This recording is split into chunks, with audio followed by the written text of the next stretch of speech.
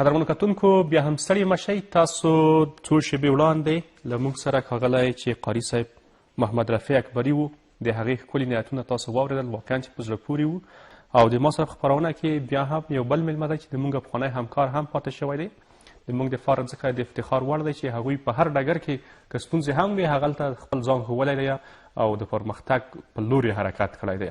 کله ناکله ډېر کله داسې شوي دي چې ستونزې اوسېږي، انسانان هغې ته تسلیمیږي او یا هم ناهیلي شي او پر همغه خپل ځای باندې پاتې کېږي. خو نه، داسې کسان هم موږ تاسو لرو چې د ستونزو سربیره یې حرکت کړی دی او دې ته نه دي په تمه شوي چې سرنوشت یا هم وضعیت څه د دوی برخلیک ټاکي. نه، انسان باید خپل لاس په کار شي او د خپل راتلونکي په اړه فکر وکړي او حرکت ولري.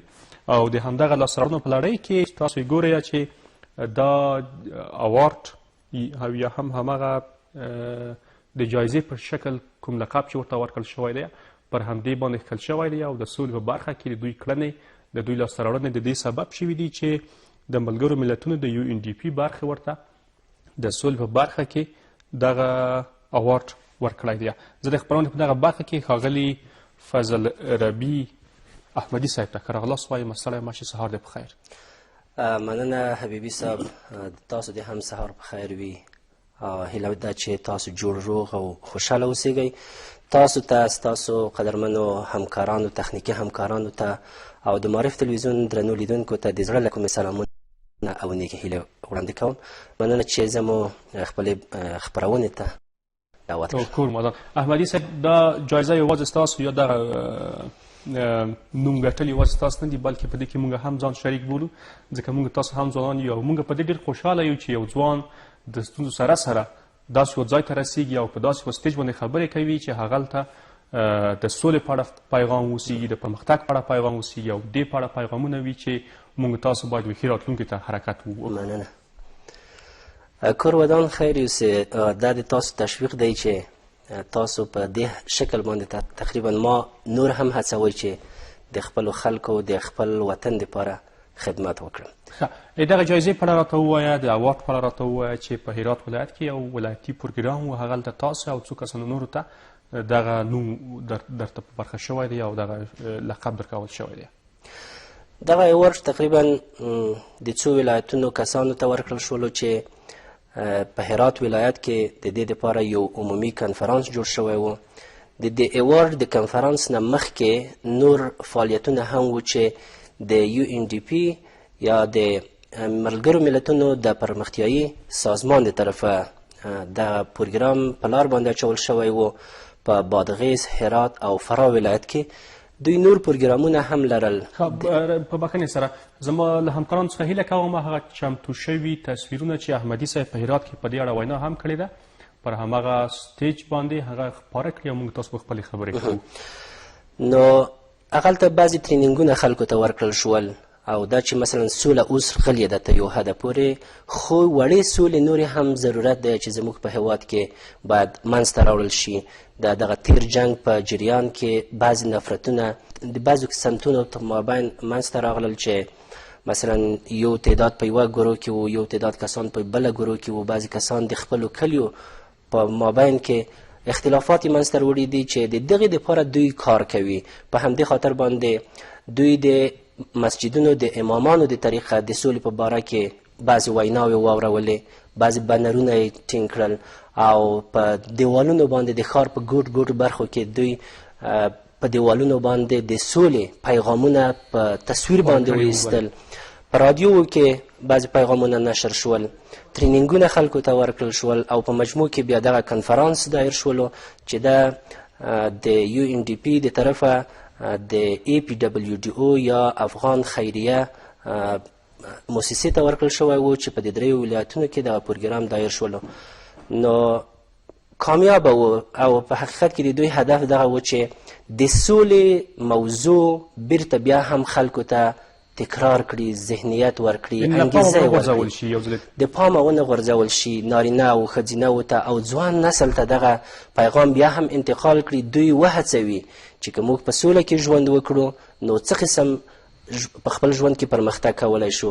حتی د دې په برخه کې تیاتر یا نمایش جوړ شولو چې هغه په سرکونو باندې په پوهنتونونو کې په ښوونځیو کې او بالاخره د همدغه کنفرانس په تالار کې په بهترین شکل باندې وړاندې شولو چې یعنی اکثریت کسانو تراژیدي کومیډي و چې هم خلکو ژړل کې هم خلکو خندل او په بهترین شکل باندې هغه خپل پیغام کې وړاندې کړلو چې د جنگ په جریان کې کومو کسانو ته څه ستونزې پېښې شوې وې او که دغه سوله مثلا 20 کاله مخکې شوې وای آیا به ښځې به دومره کونډې شوې وې آیا دومره معیوبین به موږ لرل آیا دومره یتیمان به موږ لرل یعنی ډېر یو جالب تیاتر و چې په بهترین شکل باندې د سولې هغه ښه والی د انسان په رګ رګ کې پیچکاري کولی شول.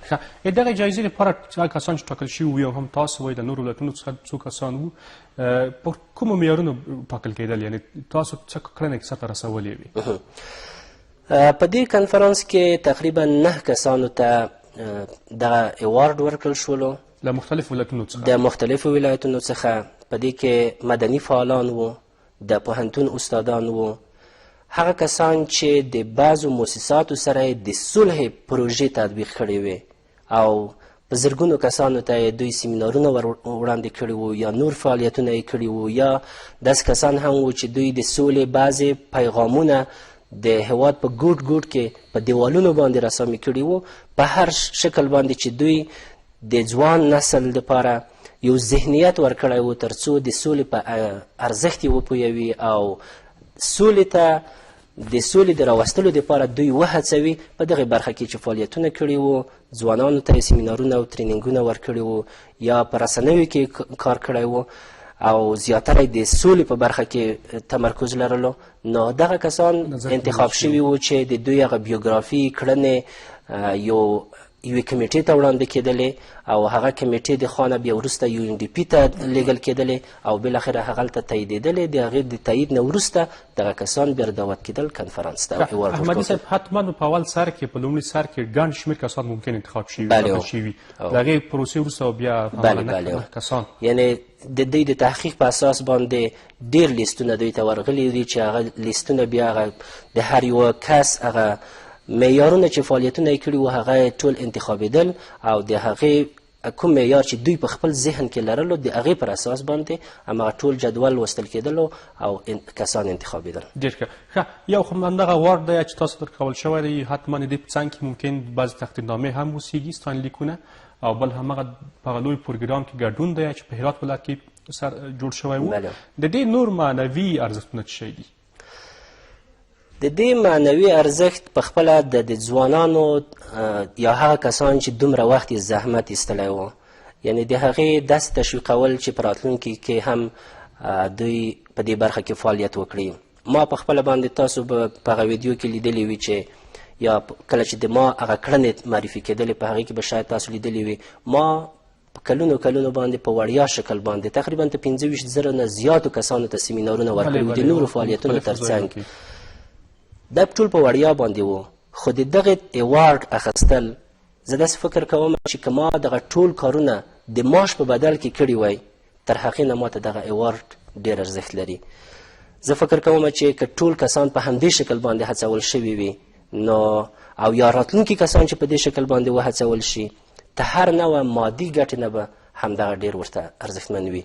انسان چې کله تشویق شي د هغه نبوغ نور هم وده کوي او بالاخره هغه انرژي نور هم زیاتیږي او خلاقیتونه منځته راوړي او په دې شکل باندې نور هم په اخلاص سره فعالیت کوي. نه یوازې د ایوارډ یعنی ما د دې ګمان هم نه کولو چې زه به یو وخت کې دا شی ترلاسه کوم نه ما چې په کوم انګیزه باندې فعالیت کړی و نورو کسانو هم په همدې شکل باندې په یوه خاصه انګیزه کار کړی دی او د دې نه وروسته هم زه د وطن د هر بچي دپاره او د وطن د سولې دپاره د وطن د پرمختیا دپاره یعنی په هر ځای کې که حتمی نه ده چې موږ د مادیاتو په مقابل کې کار وکړو د همدغې انګیزې پر اساس باندې به زه نور هم فعالیت کوم او دا ماته تر ټولو غټه سرمایه ده. په واقعیت سره چې همدغسې د انسان هڅه کوي چې باید خلکو ته خپلو هېوادوالو ته یو څه وړاندې کړي هغوی ته یو څه ورسوي او زموږ تاسو داسې هېواد دی چې هر برخه یې ځپل شوې ده ستونزې لري او زموږ تاسو د تحصیل او تعلیم برخه زموږ تاسو زده کوونکي محصلین ډېر اړ دي او ډېر اړتیا لري چې باید موږ تاسو سره همکاري وکړو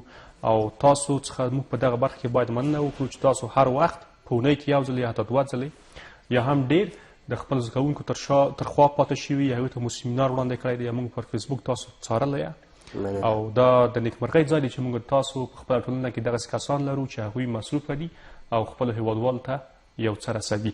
ښه احمدي صاحب، نن سبا ځوانان زموږ تاسو همدغه لوی قشر یو ډول مایوسه ښکاري، داسې خفه ښکاري چې وضعیت تغییر شوی دی، زموږ تاسو راتلونکي به څه ډول کېږي؟ ستاسو په فکر کې څه دي؟ موږ تاسو خپل راتلونکي ته باید څومره هڅې وکړو؟ کوم تشویشونه چې د اوس د ځوانانو ته ورپیچکاري شوي دي د رسنیو یا د نورو کسانو د په واسطه باندې، هغه کوم شکل چې تشویشونه دوی ته ایجادیږي یا دوی ته ذهنیت ورکول کیږي، هغومره هم زموږ راتلونکي د تشویش وړ نه ده. معمولا ښه رهبران انګیزه بښونکي وي. مهمه نه ده چې هغه د یوه هېواد په راس کې واقع وي، هغه اصلي پادشاه یا رئیس جمهور هغه د دا کار وکړي. زموږ هر ځوان باید انګیزه ورکړي، ځکه د ارواپوهنې د اړخه هم که موږ دې موضوع ته وګورو، کومو کسانو ته چې روحیه ورکړل شي، انګیزه ورکړل شي، هغه د ناامیدۍ او ناهیلیو څخه لرې وساتل شي، په حقیقت کې دوی ډېر ښه خلاقیتونه منځته راوړلی شي او دوی ډېر په ژوند کې پرمختګ کوي. خو که ډېرو موفقو انسانانو ته هم منفي افکار ورکړل شي او د هغوی روحیه ضعیفه شي، په حقیقت کې دوی د لویو ناکامیو سره مخامخ کیږي. زه فکر کوم چې د سیاسي اړخه زموږ په ځوان قشر کې مایوسي خپریږي، په قصدي شکل باندې خپریږي. په ځوان قشر کې دوی د راتلونکي څخه ناهیلي کیږي. د مخنیوي دپاره باید دوی هم مطالعه وکړي او زموږ او ستاسو یعنې د ځوان قشر په خاصه توګه د رسنیو دا لوی مسؤلیت دی چې دوی ته انګیزه ورکړي. او دوی تاسو چارواکي هم په دې برخه کې مسؤل دي. ما وویل چې رهبران، یعنې که موږ هغه رهبران هم په نظر کې ونه نیسو، که مدیر دی، که رئیس دی، که معین دی، که وزیر دی او بالاخره بیا رئیس جمهور، د هر یو په خپله ساحه کې مسؤلیت لري. او بیا که راشي رسنیو ته، د رسنیو حتی هر نطاق او هر رسنۍ په دې برخه کې مسؤلیت لري تر څو ځوان قشر ته هغه مثبت پرمختګونه هم ور وښیي، تر څو دوی یوه روحیه واخلي او دوی ته مسیر مشخص کړي. ځکه موږ چې خپله ټولنه تغییروو، نو موږ اول باید د ځان دا پوښتنه وکړو چې آیا د فعلي شرایط د منلو وړ دي؟ که د منلو وړ نه وي، ښایي زموږ مسؤلیت څه شی دی؟ کله چې موږ خپل مسؤلیت ته متوجه شولو، نو د حل لاره ښایي څه شی ده؟ کله چې د حل لاره پیدا کړله، په هماغه لاره باندې باید حرکت وکړو. زه فکر کوم مثلا په دغه فعلي شرایطو کې چې په افغانستان کې د فقر څومره فشار دی، باور وکړئ دومره فقر نشته. د کنټرول وړ دی. د کنټرول وړ دی. یعنې زموږ دغه نظام هم زښته زیات عاید لري د اوس هم. خو دا چې مایوسي خوره شوې ده، ممکن په بعضې حالاتو کې سختي فشار راشي، خو باید خپله روحیه د لاسه ورنه کړو او ځوانانو ته باید ټول دغه فعالیت وکړو تر څو دوی ته مثبته انګیزه ورکړو، مسیر ورته مشخص کړو، د حل لاره ورته وښیو او په هغه لاره باندې یې سوق کړو. په دې شکل باندې موږ په کم وخت کې د فعلي بحران څخه ژغورل کېدلی شو. احمدي صاحب، کور مو ودان چې تاسو راغلئ خپرونې ته، یو ځل بیا هم د دغه اوارډ او دغه جایزې دا چې تاسو لاسته راوړې ته مبارکي وایم. دا زموږ دپاره هم افتخار دی، ستاسو دپاره خو ویاړ دی. تاسو وویل که ما کلونه معاش اخیستی وای، د هغې څخه ماته دا بهتره ده. او همدغه برخه چې معنوي ارزښت دی خورا زیات دی چې تاسو په لسګونو یا هم په سلګونو کسانو کې په نهو بهترینو کې راځئ او تاسو خپلې هڅې د سولې دپاره کوئ او همدغسې خلکو ته مثبت افکار شیندئ، هغوی ته پورې رسوئ. دا زموږ دپاره هر څه دي او موږ به هیله همدغه اوسیږي چې ځوانان مو، زموږ نوی نسل ډېر اندېښمن نشي. موږ تاسو له خیره سره قوت لرو، هر څه لرو، باید کار وکړو او پر مخ لاړ شو. او په وروستۍ کې هم ستاسو پیغام لرو که پاتې وي دوستانو ته. مننه. د پیغام په بهانه باندې زه غواړم چې ټولو هېوادوالو ته دا ووایم چې هر څومره تاسو تر روحي فشار لاندې وئ او هر څومره تاسو په فقر کې ژوند کوئ، دوه کارونه وکړئ. یو دا چې مطالعه وکړئ، ستاسو روحي فشار به د منځه یوسي او د ژوند ډېرې حل لارې به درته وښیي.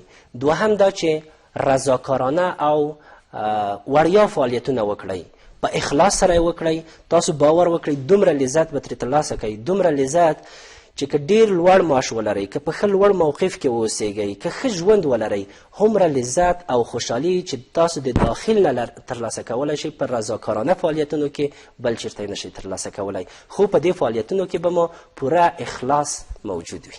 مننه. ښاغلی فضلربي احمدي، بیا هم مننه کوم چې تاسو راغلئ خپرونې ته او له موږ سره مو برخه واخیسته او ستاسو په خپلو خبرو باندې پر دغه جایزه باندې او په دغه لاسته راوړنه باندې زموږ خپرونه ښکلې شوله. کور مو ودان، ژوندي اوسئ. ډېره مننه د تاسو د بلنې نه. کور مو ودان. کور مو ودان، ژوندي اوسئ.